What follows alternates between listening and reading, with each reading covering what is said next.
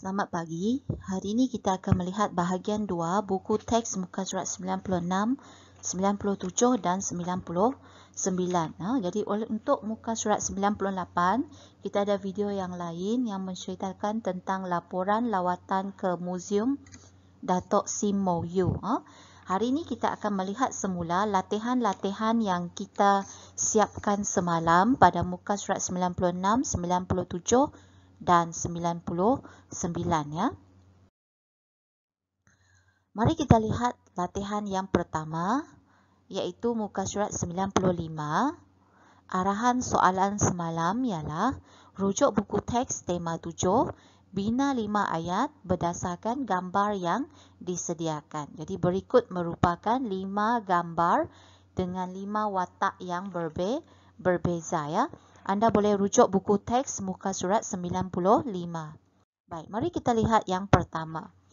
Yang pertama ini menunjukkan seorang tokoh yang kita boleh baca biodata dan juga maklumatnya pada muka surat 97. Saya tulis di sini ya, muka surat 97 buku teks, okey. 97 muka surat 97 buku teks anda, di situ ada data berkaitan dengan tokoh yang ada dalam gambar. Baik. Ayatnya ialah Datuk Doktor, Datuk D-A-T-O atas ni ada satu yang koma di bahagian atas tu. Doktor dia ada satu dot dekat sini. Muhammad M, Afifi A huruf besar, Al A-L, A tu huruf kecil, Akiti A huruf besar. Tengok macam mana menulis nama beliau ya. Datuk Dr. Muhammad Afifi Al-Akiti merupakan rakyat Malaysia yang pertama menjadi pensyarah di Universiti Oxford. Pensyarah 讲师 Jadi anda boleh bina ayat lain. Ini merupakan ayat contoh. 这个是我给你的例句 Baca semula. Datuk Dr. Muhammad Afifi Al-Akiti merupakan rakyat Malaysia yang pertama menjadi pensyarah di Universiti Oxford. Ya, anda boleh salin ayat ni, pause video untuk menyalin ayat. Jangan lupa membaca sambil menulis ya. Okay, ayat yang kedua, kita lihat tokoh yang kedua pula. Tokoh yang kedua ini anda boleh rujuk buku teks. Ini kita belum belajar tapi anda boleh rujuk buku teks muka surat 105. Buku teks muka surat 105. Jadi nama orang yang terdapat dalam gambar ni ialah Anwar bin Manan. Anwar bin Manan merupakan pelumba Malaysia. Jadi sebenarnya kalau anda rujuk buka surat 105, orang ni sebenarnya ialah pelumba basikal profesional. Pelumba basikal profesional 很专业的，他骑自行车，不过他是专业人士 profesional. Anwar bin Manan merupakan pelumba Malaysia yang pertama menjadi Johan. Johan 是第一名冠军 perlumbaan Li Tour de Langkawi. Setiap tahun kita ada pertandingan ataupun perlumbaan Li Tour di Langkawi ni iaitu perlumbaan basikal peringkat antara bangsa. Nah, ini contoh ayat dia, anda boleh salin.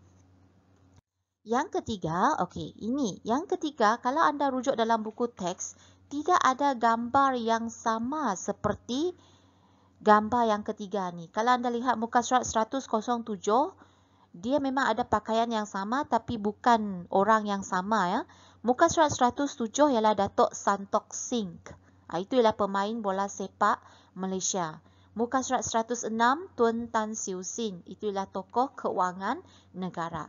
Jadi yang lebih dekat untuk gambar yang ni sebenarnya anda boleh rujuk muka surat 98. 98 面 muka surat 98 buku teks Jadi pada muka surat 98 itu menunjukkan adalah Datuk Sim Moh Yew. 对，你那天写的那个 Museum Negara 那天untuk Museum Negara.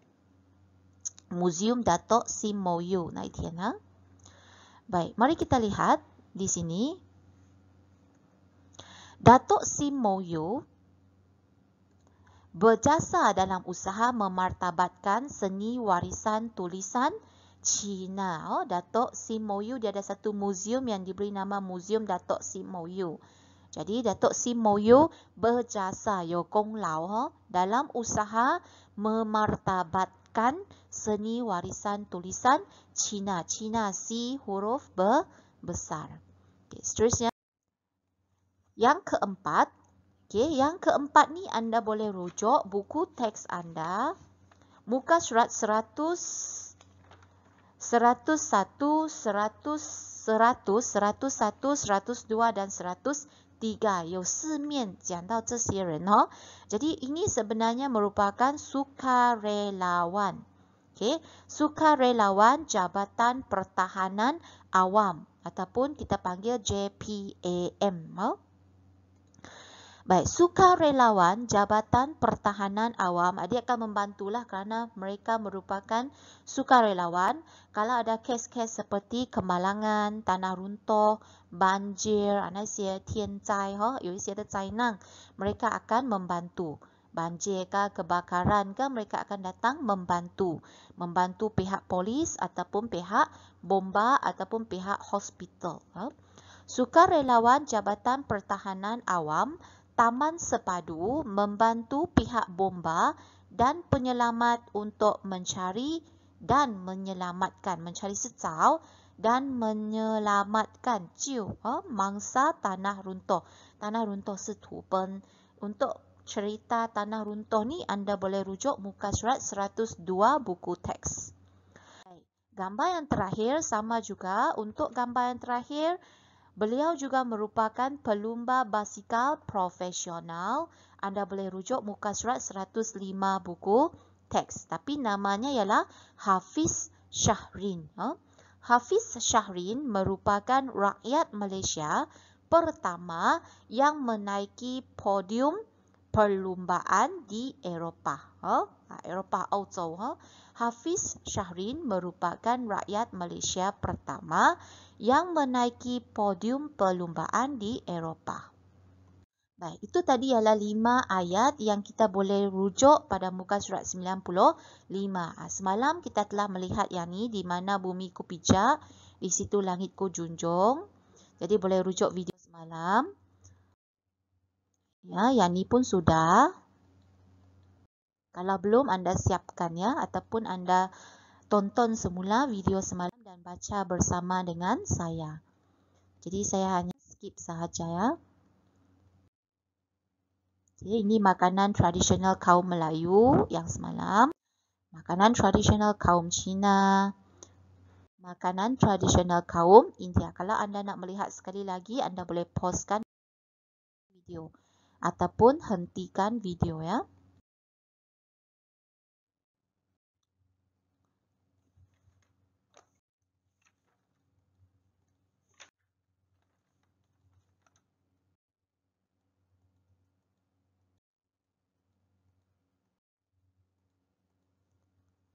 Baik, semalam kita ada satu soalan kebat di mana Ajay ni bertanya, dalam foto ini pakcik sedang bersila menikmati juadah. Dalam foto ini dia tanya pakciknya, dalam foto ini pakcik sedang bersila. Ini bersila menikmati juadah. Jadi Ajay bertanyakan soalan, mengapakah pakcik bersila ketika menikmati juadah? Jadi kita lihat semula jawapan sebagai ulang kaji. Bacakan bersama-sama ya, baca dengan suara yang jelas dan lantang.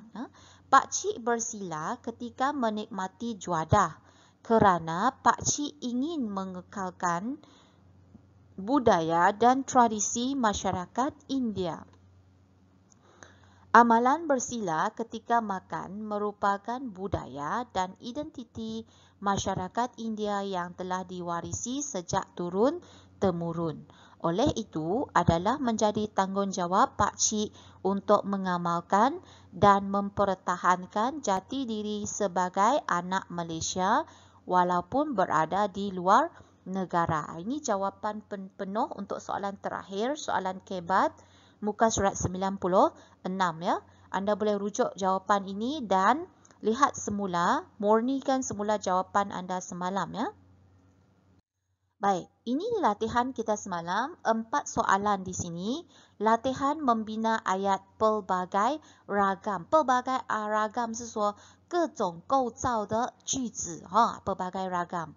Seperti yang kita bincangkan semalam, dalam bahasa Malaysia kita ada 4 jenis ragam ayat yang biasanya kita pelajari, iaitu ayat seruan 有感叹号的 ayat tanya 疑问的句子 ayat penyata 这是解释的说明的 dan kita ada ayat perintah 命令你指示你邀请你去做的那些句子 Mari kita lihat contoh ayat ataupun contoh jawapan. Okay. Yang pertama merujuk gambar yang pertama dan juga perkataan yang diberi merupakan amboi.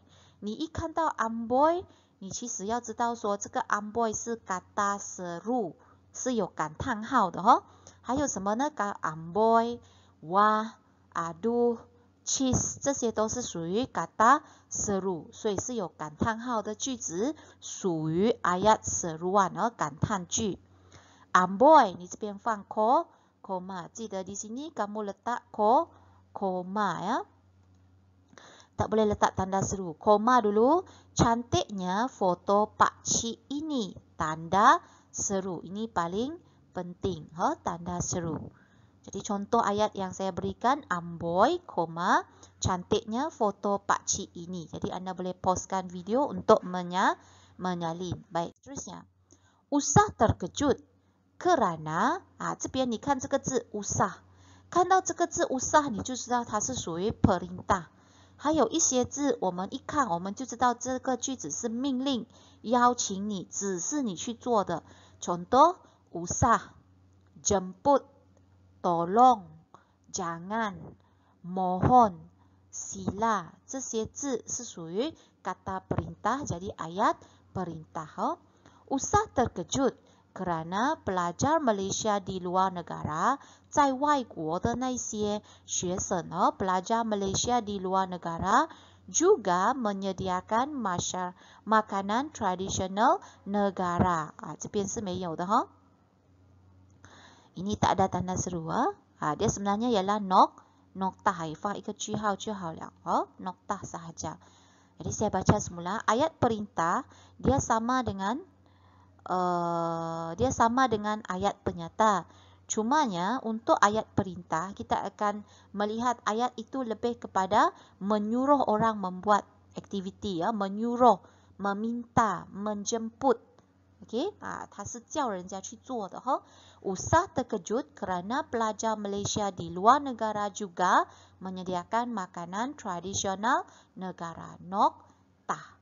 bukan ayat penyata 因为它是叫我们去做的 usah jadi ayat perintah 注意一下baik yang ketiga ni 很简单kerana ada perkataan mengapakah 那天我们学 ayat tanya 有两种一种是 ayat tanya dengan kata tanya satu lagi ayat tanya tanpa kata tanya ayat tanya dengan kata tanya 它是有一些疑问的字 ada kata tanya contoh mengapa apa bagaimana siapa 这些有疑问的字如果没有呢 tanpa kata tanya 它后面也是有疑问句不过没有 apa siapa bagaimana contoh contoh ayat yang ayat tanya tanpa kata tanya 那天我们已经学了比如说Pak Cik bersila ketika menikmati juadah 没有那个疑问字不过我们知道它是问的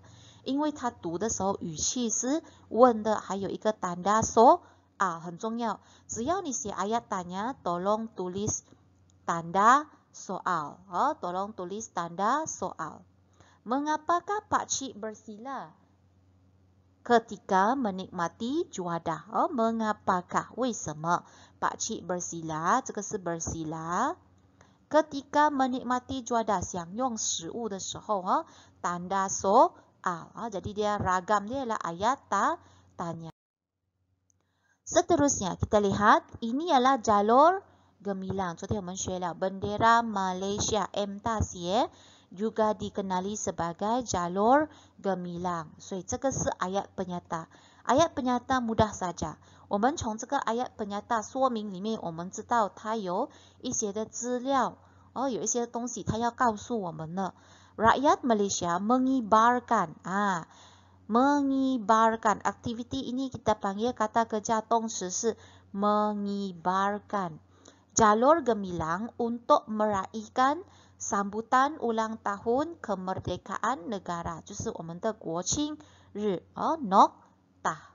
Baik, itu tadi 4 ayat yang kita buat latihan semalam. Anda boleh salinkan contoh ayat tersebut, baca sambil salin ya. Yang lain-lain ini sama seperti yang kita pelajari semalam. Baik, saya ingin menyentuh semula soalan untuk muka surat 97. Ada satu soalan daripada Puan Chan. Puan Chan bertanya, cuba beritahu ibu, kamu rujuk buka surat 97 buku teks ya. Cuba beritahu ibu, mengapakah beliau, iaitu Datuk Dr. Afifi Al-Akiti, berpakaian baju Melayu dan baju batik dan bersongkok. Tamam makwen. Jadi ini ialah jawapan sungkit semalam. Kamu lihat semula dan cuba murnikan. Lu koyo chua kaisya periksa ejaan kan itu spelling Datuk Dr. Afifi Al-Akiti masih berbaju batik dan bersongkok seperti orang Melayu di Malaysia, sedangkan beliau berada di luar negara kerana beliau ingin mengekalkan budaya dan tradisi masyarakat Melayu. Ni 一个字一个字看再读过一次。Baju batik dan songkok merupakan budaya dan identiti masyarakat Melayu yang telah diwarisi sejak turun-temurun. Oleh itu, adalah menjadi tanggungjawab beliau untuk mengamalkan dan mempertahankan jati diri sebagai anak Malaysia walaupun di luar negara. Di samping itu, beliau juga ingin mempromosikan dan mempamerkan kepada masyarakat luar pakaian tradisional masyarakat Malaysia agar rakyat di negara luar tertarik untuk mengenali negara kita. 你如果不知道意思，看回去之前的影片因为里面有写意思了。现在老师只是整个答案把它列下来给你，你 check 一下答案，然后检查一下。Periksa jawapan, Anda tengok ejaannya ya. Baca semula untuk lebih faham bagaimana menjawab soalan. Baik, kita pergi ke bahagian soalan 5 soalan kefahaman di bahagian bawah muka surat 97 ya. Kita lihat semula. Ini dia 5 soalan muka surat 97. Kita buat bersama-sama. Semalam saya dah minta Anda buat, jadi Anda periksa semula dan murnikan jawapan Anda ya. Sambil membuat ni, buka buku tulis Anda dan juga buka buku teks muka surat 97. Okay, siapakah Datuk Dr. Muhammad Afifi Al-Akiti? 这个答案 Anda rujuk di bahagian ungu tu. 有一个 ungu 紫色那边那边答案 perenggan yang pertama 第一段那边你就在那边拿。Jadi Datuk Dr. Muhammad Afifi Al-Akiti 你去上面这边拿 merupakan 你抄课本里面 pensyarah dalam bidang pengajian Islam di Fakulti Teologi University Oxford. 下面那边就不用写了 University ini antara university yang paling berpengaruh 那个不用写那个没有关系到。然后你再加一个 selain itu 这个人有什么特点呢 selain itu beliau juga merupakan rakyat Malaysia yang pertama menjadi pensyarah di University Oxford. 他除了在这间大学当讲师，他也是第一位的马来西亚公民在这里当讲师。Jadi jawapan yang kedua ni kamu boleh dapat ayat yang pertama muka surat 97都是从课本能够拿到的Periksa semula jawapan Anda ataupun pause video, hentikan video untuk menyalin jawapannya. Baik, soalan nombor 2. Apakah perasaan 是你的心情，你的感想是怎样的？kamu apabila memakai pakaian tradisional 你穿传统的制服那你的心情是怎样的？ Pertama, kita boleh lihat dekat sini, 我圈哦, perasaan. 我第一个是 bangga, 感到很自豪. 然后 gembira, 高兴. teruja, 兴奋. seronok 也是兴奋。你看我这边写4样的答案。那么我怎样去把这个4个答案 combine 在一起呢？ Kita lihat dekat sini ya. Saya berasa bangga. 你不可以想 bangga 而已 gembira teruja 丢那边就好了。你一定要写为什么你 bangga。所以 saya berasa bangga apabila memakai pakaian tradisional kerana saya berusaha mengekalkan 保留 budaya dan warisan turun temurun 传统与文化。Selain itu, 你用 selain itu 来写下一个答案，再用di samping itu 来写下一个答案。Selain itu, saya berasa gembira dan teruja kerana dapat menjadi duta kecil dan memperkenalkan pakaian tradisional kepada rakan-rakan yang berlainan kaum dan bangsa. Di samping itu, saya berasa seronok dapat menunjukkan rasa cinta kepada negara apabila memakai pakaian. Okay, nokta. 你可以 pause video 来抄写这些答案这个我给你是contoh，当然你可以写你自己的答案。Okay, 因为是讲你的自己的心情。Baik, soalan nombor 3，这个很简单Di manakah beliau bertugas？ 他在哪里做工呢？他在哪里做工？你看这一个人 beliau 这边是指 Dato Dr. Afifi Al-Akiti 所以我们写 beliau bertugas， 他是大讲师，当然是在大学，所以 beliau bertugas di Fakulti Teologi University Oxford。jawapan ni anda boleh jumpa di bahagian ungu tu juga, petak warna ungu, perenggan yang pertama muka surat 97 Semua是 teologi 呢？ teologi 是 ilmu berkaitan ketuhanan， 简单来讲是关系到宗教的Teologi merupakan ilmu berkaitan ketuhanan. Baik, soalan nombor 4 pun sama, nyatakan 2 kehebatan beliau. 他有什么特征呢？有什么很特别的地方？他叫你写2个，列出来2个。这个答案呢，jawapan ni anda boleh dapat di bahagian ungu tu, perenggan yang kedua, okey, dan juga di bahagian perenggan pertama paling atas tu semua ni muka surat 97. So, beliau merupakan rakyat Malaysia yang pertama menjadi pensyarah di Universiti Oxford. Selain itu, beliau mampu menguasai 7 bahasa. 他会知道7种的语言7 bahasa, iaitu bahasa Melayu, bahasa Perancis, bahasa Latin, bahasa Arab, bahasa English, bahasa Jerman dan bahasa Yunani。 这些答案直接能够从文章里面抄所以应该不会很难Baik, soalan nombor 5. Bagaimanakah beliau mampu menguasai 7 bahasa？ 如果你看第5题那边课本有一个灯泡在那边，意思说这个是 K8 的题目所以他问你这个人你刚才讲他很厉害，能够掌握7种的语言，那么 bagaimanakah 怎样呢？ Beliau mampu 有能力 menguasai 7 bahasa。 所以我们可以写这边，我给你一些的例子怎样写这个答案。 Beliau mampu menguasai 7 bahasa kerana beliau memiliki 你写这边我写 nilai-nilai murni dan positif 道德价值观，然后 positif 是很好的价值 dalam dirinya。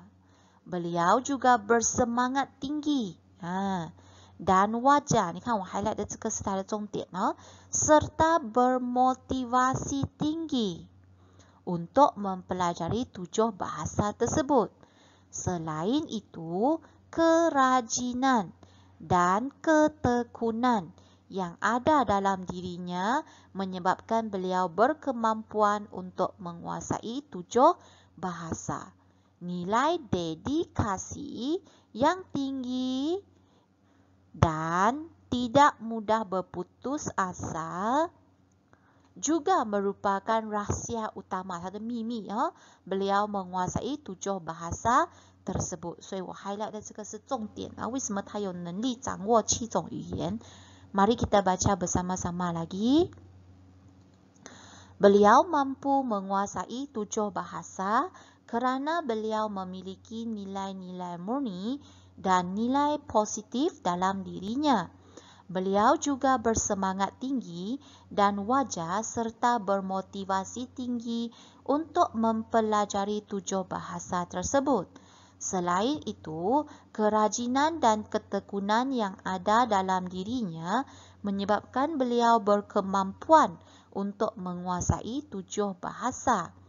Nilai dedikasi yang tinggi dan tidak mudah berputus asa juga merupakan rahsia utama beliau menguasai 7 bahasa tersebut. 所以我给你答案给你看一下哦。所以你抄写的时候，请你读、baca dan tulis sambil baca dan tulis semula, fahamkan 到底他是怎么回答这样子的题目。Baik, yang lain-lain kita sudah bincang semalam， 我们昨天已经讲，然后你可以看回去之前的 video， lihat semula ataupun tonton semula video yang sebelum ini. Ini semua sudah ya. Saya hanya klik saja. Ini untuk keseluruhan soalan kebat pada muka surat 99, iaitu pada pendapat saya seni kata lagu ini. Tolong baca semula, pauskan video dan baca semula ya. Ataupun anda baca bersama dengan saya. Pada pendapat saya, seni kata lagu ini menceritakan tentang jati diri rakyat Malaysia yang cinta akan negara. 你这边如果不想写 cinta akan negara， 你可以写 semangat patriotik， 都是爱国精神。 Untuk membuktikan rasa cinta akan negara, kita seharusnya menjaga jati diri tanpa mengira di mana kita berada. Selain itu, kita juga mestilah setia terhadap negara dan mentaati raja. Di samping itu, kita hendaklah berbangga dan mengekalkan tradisi budaya kita walaupun berada di luar negara. Seterusnya, kita perlulah berbudi kepada negara dengan menuntut ilmu dan menabur jasa. Sebagai tambahan, kita seharusnya menghargai tradisi yang menjadi lambang negara kita. Kita juga seharusnya bersatu padu tanpa mengira bangsa dan agama demi kemakmuran negara. Akhir sekali, kita seharusnya menjaga, mengutamakan dan menghargai jati diri kita sebagai anak Malaysia. 当然，你写答案的时候，其实是不需要写这么长的哦，这个只是比较